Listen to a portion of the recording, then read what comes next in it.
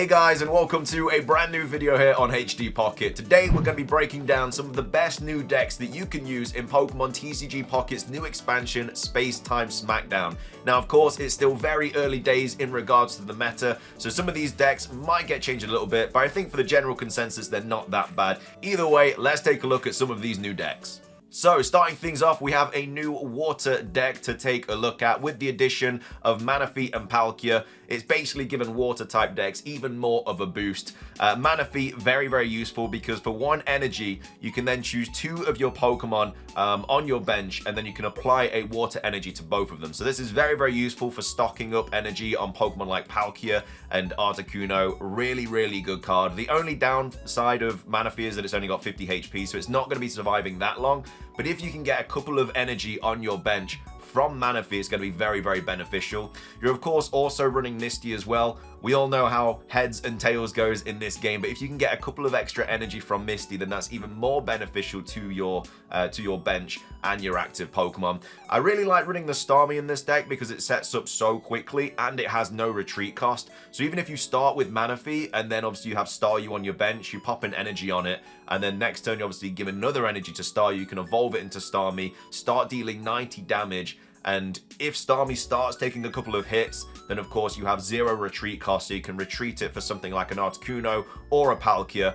And within that time that Starmie's dealing all of that damage, you can just keep stocking up energy on your Palkia and your Articuno, whichever one you kind of get first, and then of course bring it in and deal a lot of damage. 150 with Dimensional Storm is absolutely ridiculous from Palkia. I also like running the Giant Cape in this as well, just to give an extra bit of HP to either Starmie, you know, if you're still looking for those cards that you need to kind of like boost that bench up, or you can just put it on Palkia, who will then have 170 HP. Pokemon Communication is also a very, very good card in the new expansion. Being able to choose a Pokemon in your hand and switch it with a Pokemon in your deck. It's just, if you're looking for a certain Pokemon, maybe you have just drawn a Staryu or something, you're trying to find that Palkia, you can obviously use the Pokemon Communication to do that.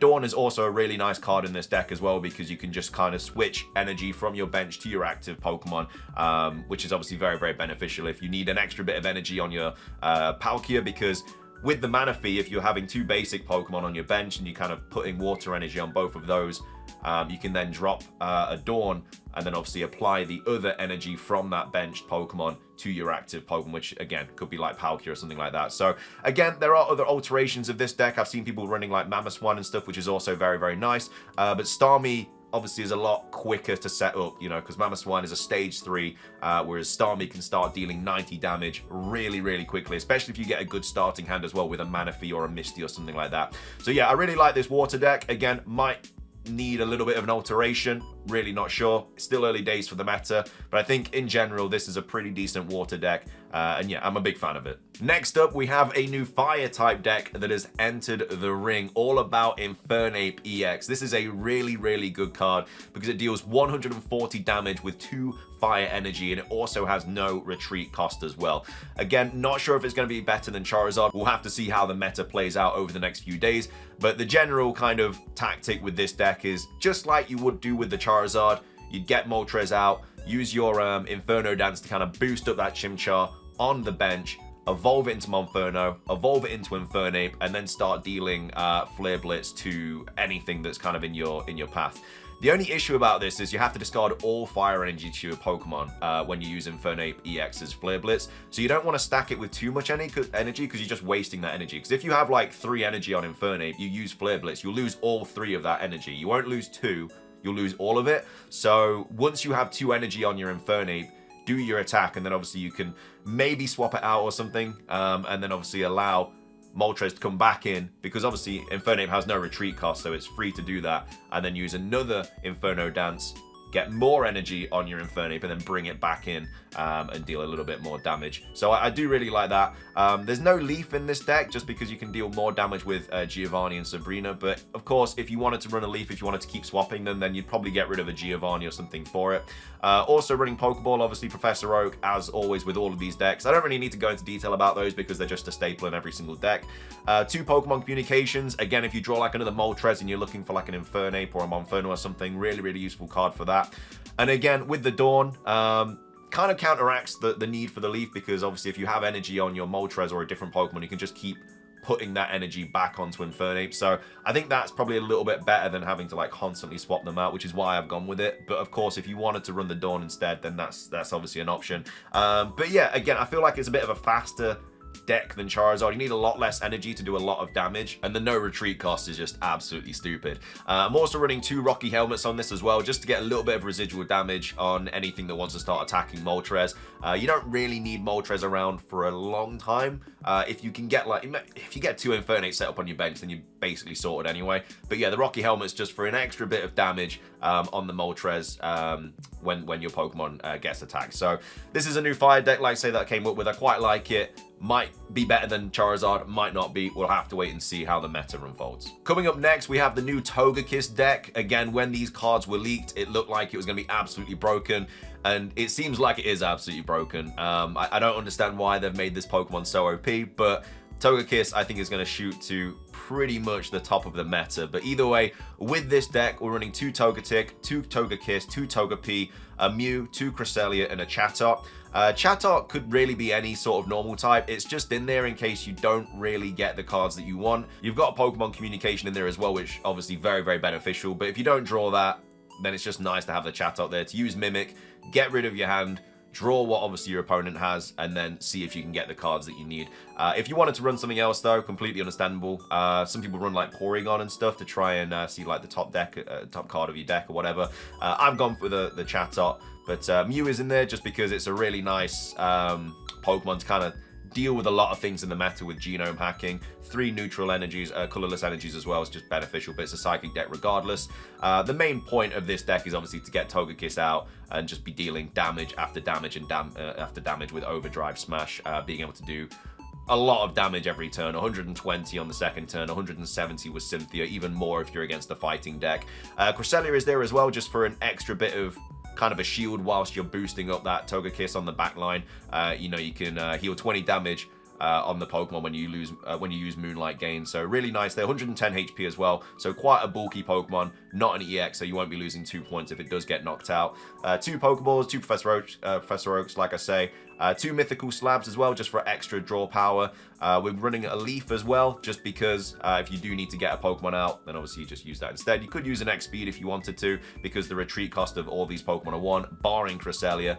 And I think Cresselia is the main reason that you're kind of running the Leaf, because Cresselia is there to take hits, and then if you can kind of retreat it and then bring Togekiss in, you don't have to worry about losing any energy, because obviously the Leaf allows you to retreat cost 2 instead of 1.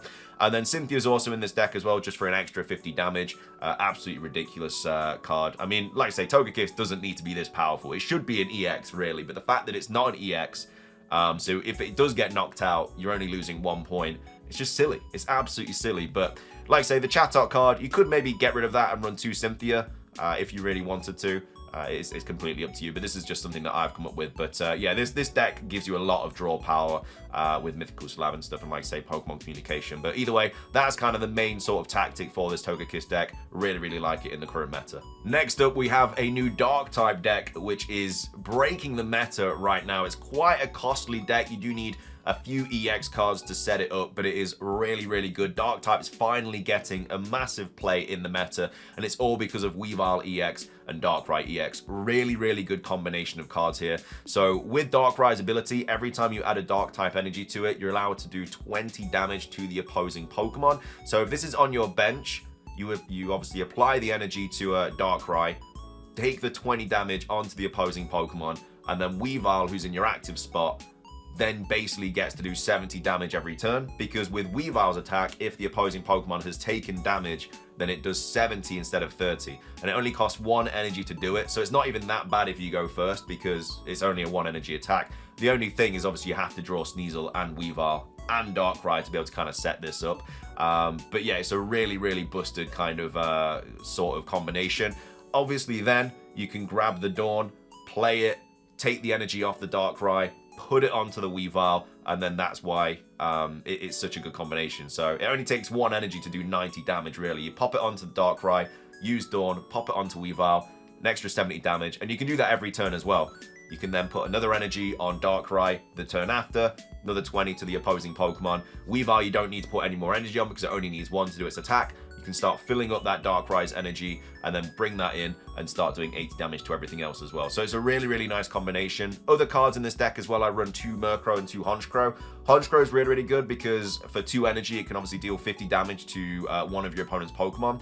And then that's really nice with Cyrus as well, because you can switch in a Pokemon that has damage on it on your opponent's side of the field into the active spot. And obviously that's great for Honchkrow, being able to snipe anything that your opponent has. So that's the kind of general consensus of this deck. I also run a Giant Cape as well, just if you want to boost Weavile's HP a bit or Darkrai's HP.